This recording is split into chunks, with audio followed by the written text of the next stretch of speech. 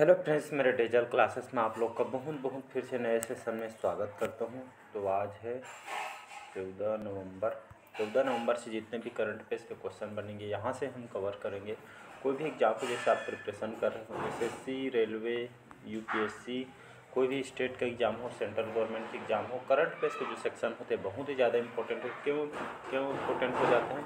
क्योंकि यहाँ से मिनिमम 7 से 8, 8 से 10 तक के क्वेश्चन यहाँ से पूछा जाता है। बाकी 8 से 10, 15 तक के क्वेश्चन यहाँ से आए हुए क्वेश्चन हैं। यहाँ प्रीवियस ईयर जैसे कोई भी एग्जाम का आप प्रिपरेशन कर रहे होंगे तो प्रीवियस ईयर में कितने क्वेश्चन यहाँ से पूछेंगे उसको जाके बढ़िया खुद से एनालिसिस कीजिए, फिर बढ़िया अभी से करंट अफेयर्स पे कमान बनाइएगा और बढ़िया अभी से पढ़ना स्टार्ट कीजिए। करंट बहुत ही इंटरेस्टिंग सब्जेक्ट होता है करंट अफेयर्स। आप जितना पढ़ेंगे उतना ज़्यादा आपको इंटरेस्ट होते जाएगा। स्टार्ट करते हैं सेशन को। आज का पहली बार आया तो चैनल को सब्सक्राइब करके रख दीजिएगा ताकि जो नोटिफिकेशन है आप तक यहाँ पे पहुँच पाए। तो पहला क्वेश्चन देखते हैं, हाल ही में विश्व दयालुता दिवस कब मनाया गया था? 12 नवंबर, 13 नवंबर, 11 नवंबर या इनमें से कोई नहीं? इसका जो करेक्ट आंसर हो जाएगा तो हर साल 13 नवंबर को, याद रखिएगा, हर साल 13 नवंबर को विश्व दयालुता दिवस मनाया जाता है। क्यों मनाया जाता है? इसके उद्देश्य क्या है? तो इसका उद्देश्य यही है लोगों को अच्छे काम करने के लिए एक तरह का प्रेरित करना है। बहुत सारे एनजीओ भी बनाए गए हैं ताकि लोगों को जागरूक किया जाए और लोगों को बहुत सारे एनजीओ के माध्यम से बताया जाता है कि काम अच्छे करिए। और सही बात है, लोगों की आप भलाई करेंगे तो जाहिर सी बात है एक उसकी अलग ही खुशी मिलती है और हमें ज़रूरतमंदों का हेल्प भी करना चाहिए। तो इसी उद्देश्य से 13 नवंबर को विश्व दयालुता दिवस या काइंडनेस डे के रूप में मनाते हैं। तो वर्ल्ड काइंडनेस डे के रूप में 13 नवंबर को मनाया जाता है। इसको पहले बार है लगभग 1998 में 1998 में जापान का जो सबसे बड़ी वहाँ की राजधानी टोक्यो सिटी में सबसे पहली बार यहाँ पर मनाई गई थी। तब से इसको विश्व दयालुता दिवस 13 नवंबर को मनाया जाता है। दूसरा क्वेश्चन देखते हैं, हाल ही में नौसेना के पूर्वी बेड़े की जो कमान किसने संभाली है? संजय जैन, नवनीत मुनोत, राजेश धनखड़, इनमें से कोई नहीं? तो इसका जो करेक्ट आंसर हो जाएगा राजेश धनखड़ ये अधिकारी हैं अभी नौसेना में। तो इनको हाल ही में जो पूर्वी बेड़े मतलब जो आंध्र प्रदेश, जो यहाँ का जो समुद्री जो जगह है, समुद्री यहाँ पे जो है समुद्री नौ सेना में इनको जो कार्यभार इनको दिया गया है राजेश धनखड़ जी को। तो नौसेना का भी प्रमुख है पूर्वी बेड़े के, मतलब आंध्र प्रदेश जो है यहाँ पे समुद्री, तो इनको समुद्री सुरक्षा के लिए इनको पदस्थ किया गया है, इनको भार दिया गया है राजेश धनखड़ जी को। तो इसको याद रखिएगा। अगला क्वेश्चन देखते हैं यहाँ पे, थर्ड क्वेश्चन देखते हैं, हाल ही में किस देश के जो वायुसेना के जो B-21 रेडर ने अपनी पहली उड़ान भरी है? फ्रांस, अमेरिका और रूस या इनमें से कोई नहीं? तो इसका जो करेक्ट आंसर हो जाएगा यहाँ पे रूस बोलता हूँ, अमेरिका इसका करेक्ट आंसर हो जाएगा। अमेरिका की बात करूँ, यहाँ की राजधानी वाशिंगटन DC, जो बिडेन यहाँ के राष्ट्रपति हैं, कमला हैरिस यहाँ के अभी उपराष्ट्रपति जो कि हमारे भारतीय मुल्क है। तो हाल ही में यहाँ के जो वायुसेना ने B-21 रेडर, ये आपका B-20 रेडर ये आपका परमाणु हथियार है जो कि आपके मतलब जो ऊपर में जाके आपके जो है एक तरह के हथियार, बहुत सारे हथियार जो है, जो रेडर है आपका हथियार ले जाने में, और ये आपका एक परमाणु हथियार है। देखेंगे तो ऊपर में जैसे कोई हमला करते हैं तो ऊपर में जो जितने भी ये आपका AI से ये आपको इस्टेब्लिश किया बनाया गया है, आर्टिफिशियल इंटेलिजेंस के, मतलब अपने जो दुश्मन को फोकस करके मतलब ऊपर में मतलब उड़ा देगा। मतलब जैसे ज़मीन में, जैसे ज़मीन से ज़मीन अलग लड़ाई होती है, ऊपर से वो हवा में हवा, इसी तरह हवा में जो कोई भी दुश्मन आक्रमण करता है तो उसके पूरा ऊपर में ख़त्म करते हैं। ये पूरा तरीके में बहुत सारे यहाँ पे आर्टिफिशियल इंटेलिजेंस जो कि इसमें आधुनिक तकनीक इसमें अपनाई गई है। तो इसमें परमाणु बहुत सारे हथियार अपने साथ लेके भी ये जा सकते हैं। तो बहुत सारे ये परमाणु हथियार जो है जो वायुसेना में B-21 रेडर अपनी पहली उड़ान यहाँ पे भरी है, जो अमेरिका ने इसके घोषणा अभी हाल ही में की गई है। तो इसको याद रखिएगा।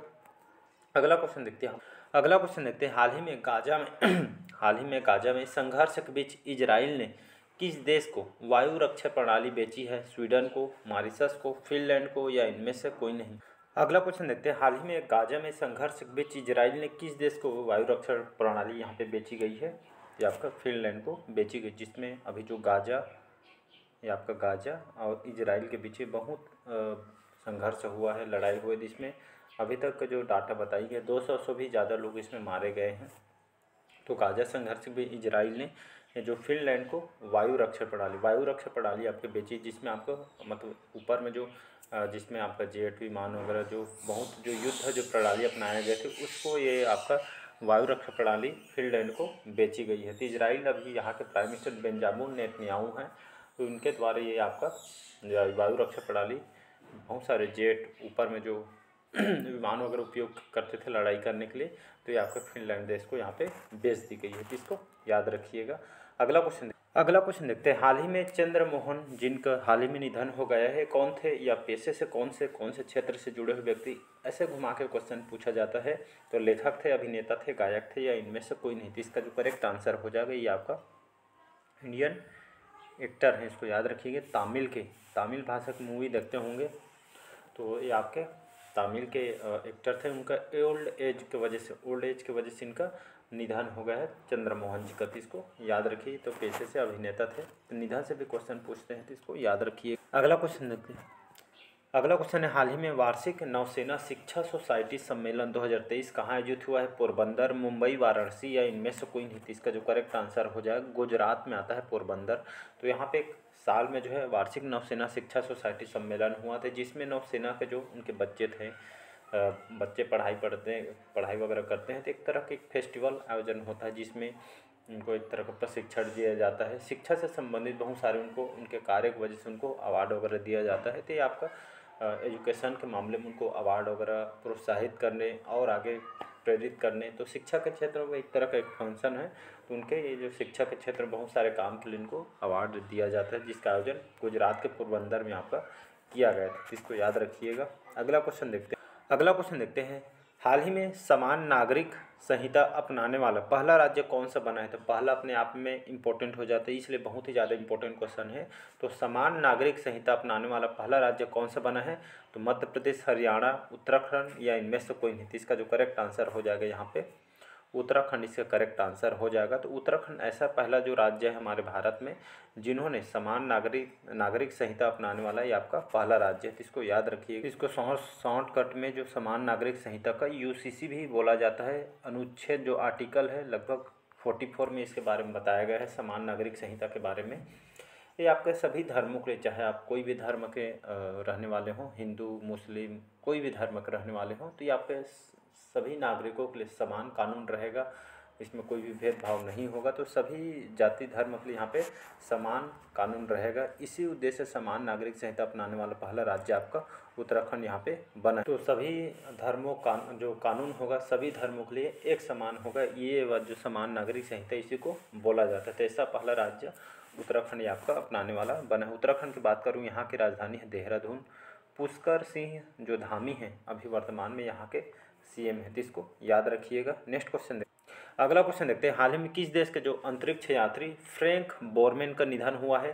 रूस, अमेरिका, जर्मनी, या इनमें से कोई नहीं। तो इसका जो करेक्ट आंसर हो जाएगा अमेरिका के जो साइंटिस्ट थे इनका नाम है फ्रैंक बोरमैन। इनका जो ओल्ड एज की वजह से निधन हो गया है। यहाँ पे जो स्पेस कंपनी है क्या है जी?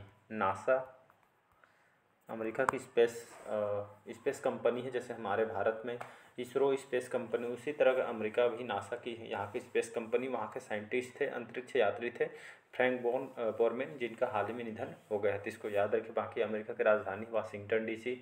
जो बिडेन यहाँ के राष्ट्रपति हैं, कमला हैरिस यहाँ के उपराष्ट्रपति हैं, जो हमारे भारतीय मुल्क हैं। तो इसको भूलना नहीं है आपको। तो इसका भी ऑप्शन यहाँ पे करेक्ट आंसर हो जाएगा। तो ये आपका अमेरिका के अंतरिक्ष यात्री है, तो इसको याद रखिए। अगला क्वेश्चन देखते हैं। हाल ही में संपन्न राष्ट्रीय खेल 2023 में सर्वश्रेष्ठ पुरुष एथलीट की ट्रॉफी किसे प्राप्त हुई है? संयुक्त केट को, प्रगति नाइक को, श्रीहरि नटराज को, या इनमें से कोई नहीं। तो हाल ही में संपन्न राष्ट्रीय खेल 2023 में सर्वश्रेष्ठ पुरुष एथलीट ट्रॉफी किसने प्राप्त हुई है? तो श्रीहरि जो नटराज हैं, ये आपके बेंगलोर के रहने वाले हैं। इनकी एज देखेंगे तो 22 साल के जो एज में इन्होंने श्रीहरि नटराज कौन से खेल के ये आपके खिलाड़ी हैं? तो याद रखिए स्विमर है। स्विमर है मतलब ये आपका तैराक हैं, तैराकी करते हैं, तैराक हैं। तो श्रीहरि नटराज बेंगलोर के रहने वाले हैं। जो राष्ट्रीय खेल जो अभी संपन्न हुई है तो 2023 में इन्होंने सर्वश्रेष्ठ पुरुष एथलीट की ट्रॉफी इन्होंने प्राप्त की है। तो इसको याद रखें, बहुत इंपॉर्टेंट क्वेश्चन। स्पोर्ट्स से अक्सर क्वेश्चन पूछा जाता है, तो ये आपको 1 नंबर मान के चलिएगा, क्वेश्चन पूछा जा सकता है। अगला क्वेश्चन देखते हैं। यहाँ पे 10वां क्वेश्चन देखते हैं। हाल ही में किस देश के जो विदेशी मुद्रा भंडार $4.672 बिलियन अमेरिकी डॉलर बढ़ा है।